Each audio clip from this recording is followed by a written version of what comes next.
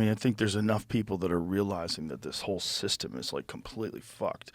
And that it's really just about money and power and control. And they use all these social issues as, it's like a galvanizing force to get whatever their financial agenda is pushed through. That's all it is. Like when the Biden administration is talking about DEI and all this, it's just tied into banks. It's how they can fund businesses and give them loans. Exactly. If you have more people that are this, we'll give you more of that. And it's just a way to control businesses.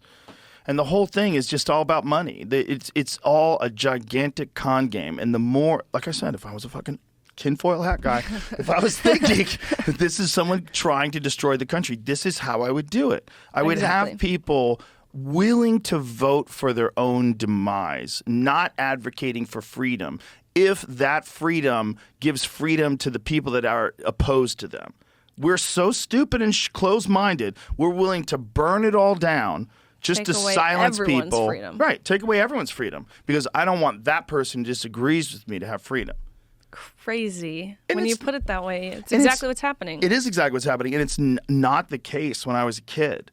When I was a young guy, I had friends whose parents were conservative and my parents were hippies. And they hung out together. Everybody would go to dinner together. Like, no one cared. Yeah, there's no more gray area, so it seems. They could talk about stuff. Like they could have agreements of what Reagan was good at.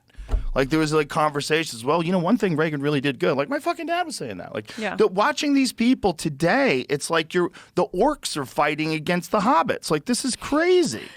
Everyone is so opposed. It's, so polarized. And again, if I was from another country and I was trying to ruin America, I was like, how could I do this? That's how I would do it. I would do it this way. Yeah. And then I would do it through social media. And I would have the Democrats almost universally control social media. Of course they do. Except this one wild African-American, this one wild genius dude decides to buy Twitter. Isn't it amazing? Amazing. If he didn't do that, we would genuinely be fucked. We would be in a real pickle. Honestly, Twitter or X now is really where I get all my news. I don't even resort to a lot of the mainstream media places, at least for breaking news. I'll find it on X. So God bless Elon Musk. I really think that he has almost single-handedly. There's been I would say some pivotal people or groups in this culture who have really helped turn some things around. I think the Babylon Bee has done a phenomenal job of... But they were banned from Twitter. Yeah. And that was one of the breaking points for Elon. Exactly. When he found out they were banned from Twitter, he's like, okay, what the fuck? It was a turning point. But I mean, and so I really think he's single-handedly almost really turned this culture around. So God bless him. He's definitely made it take a turn. And for anybody who thinks that's exaggerating, you have to take into consideration that is not a business move that any corporation that wants to make money would have approved. No. If you're Elon Musk, you can do it. But there's maybe 5 of those guys on Earth that could just buy something for $44 billion. That's crazy. That's really probably worth half that. Right. So you could never justify it on paper. No. So he's an insane person. He is. Who's dedicated to free speech, who just happens to have $200 billion. So he can step in and do that. And when they tell him about advertising, that was one of my favorite speeches ever. He was like, go fuck yourself. Isn't that awesome? It was amazing. It was perfect. If you're going to blackmail me with money, you're gonna do that? Go fuck yourself. It's amazing. And then he goes, hi, Bob. It's hilarious. But honestly, that right there is what this nation, again, really this world is lacking, is strong leadership. Strong male leadership in particular. We don't see a lot of these men, right? We picture men as these dominant, aggressive, assertive leaders who protect and provide.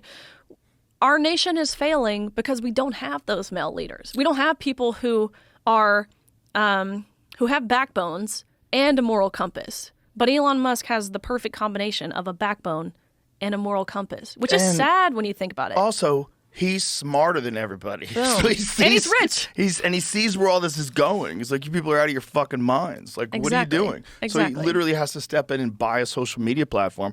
And then upon doing so, they release all these emails to these journalists like Michael Schellenberger and Matt Taibbi. And you find out through all this that they've been in contact with the FBI. And the FBI has been telling them to delete accounts and get rid of posts. And my account was deleted prior to the Elon Musk era.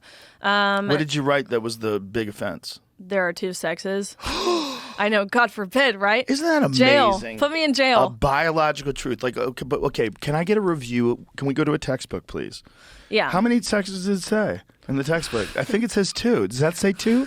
It says 2 sexes, male and female. So I was right. Let's ban the book too. Like, what is that? No, yeah. So, but I was able to make a new account under Elon Musk's Twitter. Yeah, luckily. And it's the only platform that I found where I don't get my videos or posts removed.